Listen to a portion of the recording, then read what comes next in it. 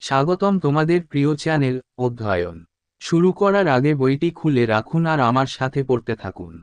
আমাদের এই ছোট্ট চ্যানেলটি সাবস্ক্রাইব করতে ভুলবেন না। চলুন শুরু করি। Social and religious causes. Arrogant attitude of the British in racial discrimination. Like all conquerors, even the British were arrogant and rude towards their subject population.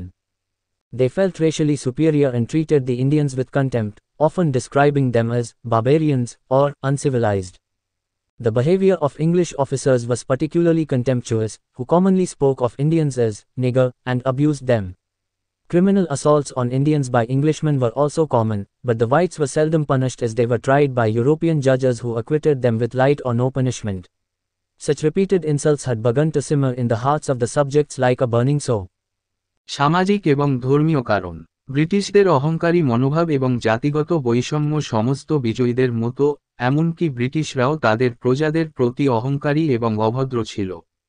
তারা জাতিগতভাবে উচ্চতর বোধ করত এবং ভারতীয়দের সাথে অবজ্ঞার সাথে আচরণ করত, প্রায়শই তাদের বর্বর বা অসভ্য হিসাবে বর্ণনা করত। ইংরেজ অফিসারদের আচরণ ছিল বিশেষভাবে অবজ্ঞাপূর্ণ, যারা সাধারণত ভারতীয়দেরকে নিগার বলে এবং তাদের গালিগালাজ করতেন। ইংরেজদের দ্বারা ভারতীয়দের উপর অপরাধমূলক আক্রমণও সাধারণ ছিল, তবে শ্বেতাঙ্গদের খুব কমই শাস্তি দেওয়া হয়েছিল কারণ তাদের বিচার করা হয়েছিল ইউরোপীয় বিচারকরা, যারা তাদেরকে হালকা বা কোন শাস্তি দিয়ে খালাস দিয়েছিলেন। বারবার এই ধরনের অপমান প্রজাদের হৃদয়ে জ্বলন্ত কালারের মতো জ্বলতে শুরু করেছিল। British interference in religion and culture. It may still be easy to withstand political and economic exploitation, but religious persecution embitters the very soul of a subject population.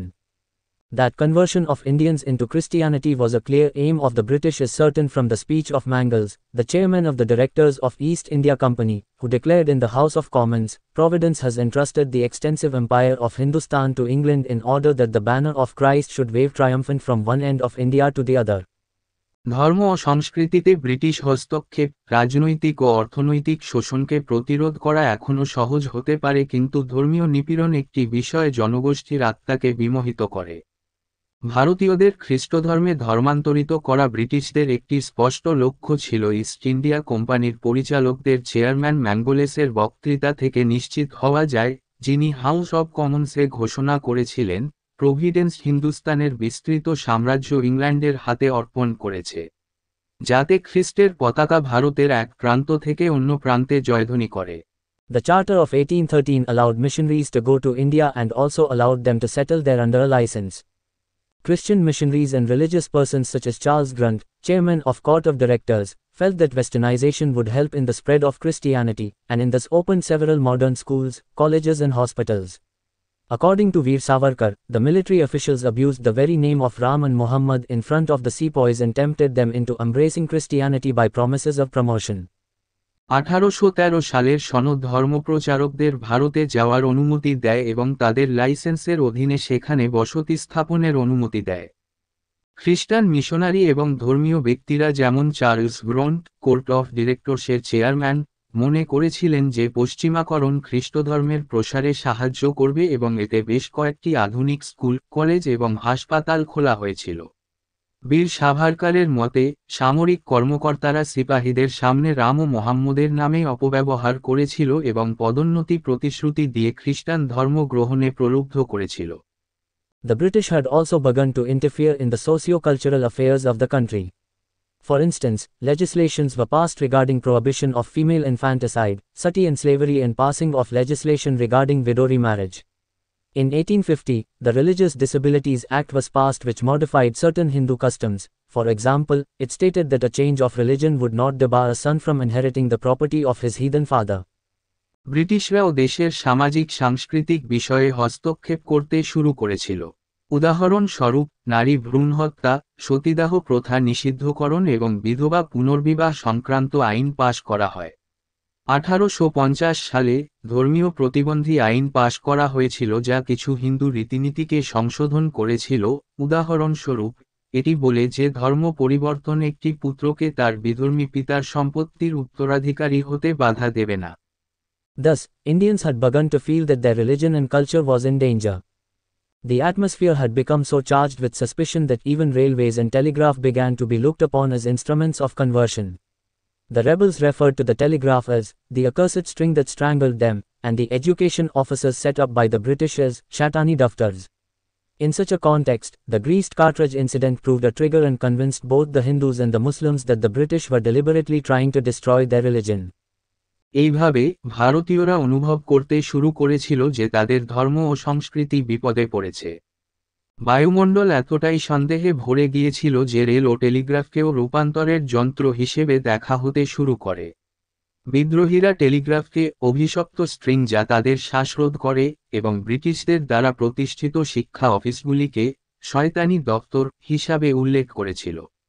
এমন একটি প্রেক্ষাপটে গ্রিস করা কার্তুজের ঘটনাটি একটি ট্রিগার প্রমাণ করে এবং হিন্দু ও মুসলমান উভয়কেই নিশ্চিত করে যে ব্রিটিশরা ইচ্ছাকৃতভাবে তাদের ধর্মকে ধ্বংস করার চেষ্টা করছে। Military causes. Grievances of sepoys. Over the years, several grievances of the sepoys in the British Army had got accumulated. But first we need to understand who were these sepoys and where did they come from. সামরিক কারণ। সিপাহীদের অভিযোগ বছরের পর বছর ধরে British সেনাবাহিনীতে সিপাহীদের বিভিন্ন অভিযোগ জমা পড়েছিল। কিন্তু আগে আমাদের বুঝতে হবে এই সিপাহী কারা এবং কোথা থেকে এসেছে। The sepoys in the British Army were in reality peasants in uniform. Owing to the impoverishment caused by the new land revenue settlements, many of them had joined military service to supplement their agricultural income, only to realize that life was equally tough and exploitative for an Indian sepoy. Closing parenthesis. Further, in the Bengal Army, service was hereditary and nearly 3/5 of the sepoys came from peasant population of Awadh and the high caste Brahmin and Rajput families of northwest provinces. Naturally, these sepoys reflected all the grievances of the civil population of Awadh as well as the grievances of the high caste and royal families. British সেনাবাহিনীতে সিপাহীরা ছিল বাস্তবে উর্দি পড়া কৃষক।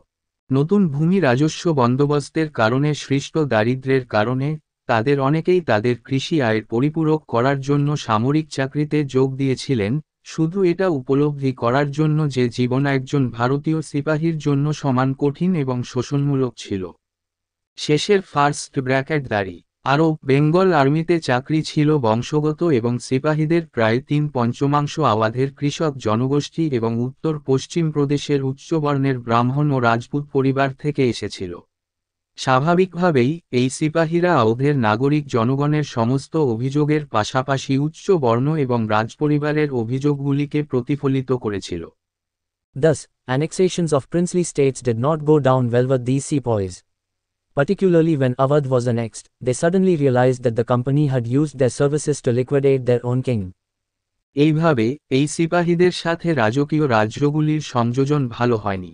বিশেষ করে যখন আওধকে সংযুক্ত করা হয়েছিল, তারা হঠাৎ বুঝতে পেরেছিল যে কোম্পানি তাদের পরিষেবাগুলি ব্যবহার করে তাদের নিজস্ব রাজাকে বাতিল করে দিয়েছে। Maulana Azad stated that annexation of Awadh marked the beginning of a rebellious mood in the army generally and in the Bengal army in particular. It gave a rude shock to the people. Maulana Azad বলেছিলেন যে আওয়াধমার্কের সংযোজন সেনাবাহিনীতে একটি বিদ্রোহী মেজাজের সূচনা করে এবং বিশেষ করে বাংলার সেনাবাহিনীতে এটি জনগণকে একটি অভদ্র ধাক্কা দেয়। Other causes of growing resentment among the sepoys may be understood under the following heads. Professional grievances. সিপাহীদের মধ্যে ক্রমবর্ধমান অসন্তোষের অন্যান্য কারণগুলি নিম্নলিখিত শিরোনামের অধীনে বোঝা যেতে পারে। Pesagata Abhiyoga. An Indian sepoy was paid 1/3 the salary of a European sepoy, 7 to 9 monthly. There was racial discrimination in matters of promotion and pension. Indian sepoys were treated roughly, abused and humiliated. They were forced to serve in faraway regions without payment of any extra batta allowance. They were no longer gifted with jagirs and other prizes for their meritorious deeds, as was the case under Indian rulers. In 1854, the Post Office Act, Lord Dalhousie, was passed which withdrew the free postage privilege of the sepoys. একজন ভারতীয় সিপাহীকে একজন ইউরোপীয় সিপাহীর 1/3 বেতন দেওয়া হতো 7-9 মাসে। পদোন্নতি ও পেনশনের ক্ষেত্রে জাতিগত বৈষম্য ছিল। ভারতীয় সিপাহীদের সাথে রুক্ষ আচরণ করা হয়, অপমান করা হয়। তাদের কোনো অতিরিক্ত বার্তা ভাতা প্রদান ছাড়াই দূরবর্তী অঞ্চলে সেবা করতে বাধ্য করা হয়েছিল। ভারতীয় শাসকদের মতো তাদের মেধাবী কাজের জন্য তাদের আর জায়গির এবং অন্যান্য পুরস্কার দেওয়া হয়নি। 1854 সালে ডাকঘর আইন লর্ড ডালহৌসি পাশ হয় যা সিপাহীদের বিনামূল্যে ডাক সুবিধা প্রত্যাহার করে। Religious grievances. In addition to the above, the upper caste sepoys found that their service conditions frequently came in conflict with their religious beliefs. ধর্মীয় অভিযোগ। উপরোক্ত ছাড়াও উচ্চবর্ণের সিপাহীরা দেখতে পান যে তাদের চাকরির শর্তগুলি প্রায়শই তাদের ধর্মীয় বিশ্বাসের সাথে সাংঘর্ষিক হয়। The high caste sepoys resented the part of army discipline that treated them at par with the low caste recruits. উচ্চবর্ণের সিপাহীরা সেনাবাহিনীর শৃঙ্খলার অংশটিকে বিরক্ত করেছিল যা তাদের সাথে নিম্ন বর্ণের নিয়োগকারীদের সাথে সমান আচরণ করে। In 1806, at Vellore, the turban was replaced by a leather cockade. This caused the sepoys to rise in mutiny. 1806 সালে ভেলোরে পাগড়ি একটি চামড়ার ককেট দ্বারা প্রতিস্থাপিত হয়। এর ফলে সিপাহীরা বিদ্রোহ করে। In 1824, the sepoys at Barrackpore refused to go to Burma as crossing the sea meant loss of caste. The regiment was disbanded and some leaders put to death. In 1844, the sepoys of Bengal army refused to go to Sindh as crossing Indus again meant loss of caste. 1824 সালে ব্যারাকপুরের সিপাহীরা বার্মায় যেতে অস্বীকার করে কারণ সমুদ্র পাড়ি দেওয়া মানে জাতপাতের ক্ষতি। রেজিমেন্ট ভেঙে দেওয়া হয় এবং কিছু নেতাকে হত্যা করা হয়। 1844 সালে বেঙ্গল আর্মির সিপাহীরা সিন্ধুতে যেতে অস্বীকার করে কারণ সিন্ধু পার হওয়া মানে আবার জাতপাতের ক্ষতি। In 1856, General Service Enlistment Act was passed by the Canning government. It stated that all future recruits of the Bengal Army would have to give an undertaking to serve anywhere their service might be required by the government. This aroused wide-scale hostility since the sepoys who had gone to Afghanistan during 1839-42 Afghan invasion had not been readmitted into the folds of their castes. Closer to 1857, there were reports of bone dust in flour ration. 1856 সালে ক্যানিং সরকার কর্তৃক general service enlistment act পাশ করা হয়েছিল। এতে বলা হয়েছিল যে বেঙ্গল সেনাবাহিনীর সমস্ত ভবিষ্যৎ নিয়োগকারীদের সরকার কর্তৃক তাদের পরিষেবার প্রয়োজন হতে পারে এমন কোনো জায়গায় কাজ করার জন্য একটি অঙ্গীকার দিতে হবে। 1839-42 আফগান আক্রমণের সময় যে সিপাহীরা আফগানিস্তানে গিয়েছিল তাদের বর্ণের ভাজে পুনর্ভর্তি করা হয়নি বলে এটি ব্যাপক বৈরিতা জাগিয়ে তোলে। 1857 সালের কাছাকাছি আটার রেশনে হাড়ের ধূলিকণার খবর পাওয়া গেছে। Invincibility of British rule shattered. In the years immediately preceding the revolt, the British Army suffered major reverses in wars such as the First Afghan War, 1838-42, Punjab Wars, 1845-49, and the Crimean War, 1854-56. In 1855-56, the powerful Santhal uprising took place and temporarily swept away the British from their area. These events had lowered the general morale of the British soldiers but had added immensely to the confidence of the Indian masses, particularly the sepoys who had begun to feel that if they struck at that hour, they had reasonable chances of success against their foreign perpetrators. Thus, the sepoys were only waiting for the right occasion and the occasion was supplied by the greased cartridges incident. British শাসনের অজেয়তা ছিন্নভিন্ন বিদ্রোহের ঠিক আগের বছরগুলিতে প্রথম আফগান যুদ্ধ 1838-42, পাঞ্জাব যুদ্ধ 1845-49 এবং ক্রিমিয়ান যুদ্ধ 1854-56 এর মতো যুদ্ধগুলিতে ব্রিটিশ সেনাবাহিনী বড় ধরনের বিপর্যয়ের সম্মুখীন হয়েছিল। 1855-56 সালে শক্তিশালী সাঁওতাল বিদ্রোহ সংঘটিত হয় এবং সাময়িকভাবে ব্রিটিশদের তাদের এলাকা থেকে সরিয়ে দেয়। এই ঘটনাগুলি ব্রিটিশ সৈন্যদের সাধারণ মনোবলকে কমিয়ে দিয়েছিল কিন্তু ভারতীয় জনসাধারণের আত্মবিশ্বাসে ব্যাপকভাবে যোগ করেছিল, বিশেষ করে সিপাহীরা যারা মনে করতে শুরু করেছিল যে তারা যদি সেই সময়ে আঘাত করে তাহলে তাদের বিদেশি অপরাধীদের বিরুদ্ধে তাদের সাফল্যের যুক্তিসঙ্গত সম্ভাবনা রয়েছে। এইভাবে সিপাহীরা কেবল উপযুক্ত উপলক্ষের জন্য অপেক্ষা করছিল এবং সেই উপলক্ষটি গ্রিস করা কার্তুজের ঘটনা দ্বারা সরবরাহ করা হয়েছিল। Immediate cause. In 1857, the old-fashioned musket, Brown Bess, was replaced by the new Enfield rifle. Its cartridges were covered with a greased paper which had to be bitten off before the cartridge was loaded into the rifle. A rumor gained currency in the Bengal army that this grease was made of beef and pig fat. This completely outraged the religious sentiments of both Hindu and Muslim sepoys and they were now convinced that the British were deliberately trying to destroy their religion. This issue of Enfield rifles became the immediate cause of the revolt of 1857. তাৎক্ষণিক কারণ 1857 সালে পুরানো ধাঁচের মাস্কেট brown base নতুন Enfield rifle দ্বারা প্রতিস্থাপিত হয়। এর কার্তুজগুলি একটি গ্রিসযুক্ত কাগজ দিয়ে আবৃত ছিল যা কার্তুজটি রাইফেলে লোড করার আগে কেটে ফেলতে হয়েছিল।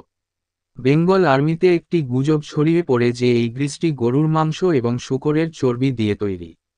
এটি হিন্দু এবং মুসলিম উভয় সিপাহীদের ধর্মীয় অনুভূতিকে সম্পূর্ণরূপে বিক্ষুব্ধ করে এবং তারা এখন নিশ্চিত যে ব্রিটিশরা ইচ্ছাকৃতভাবে তাদের ধর্মকে ধ্বংস করার চেষ্টা করছে। এনফিল্ড রাইফেলসের এই সমস্যাটি 1857 সালের বিদ্রোহের তাৎক্ষণিক কারণ হয়ে ওঠে। এখানেই এই ভিডিওটি শেষ করলাম। পরবর্তী ভিডিওতে আমরা বাকিটা পড়ব।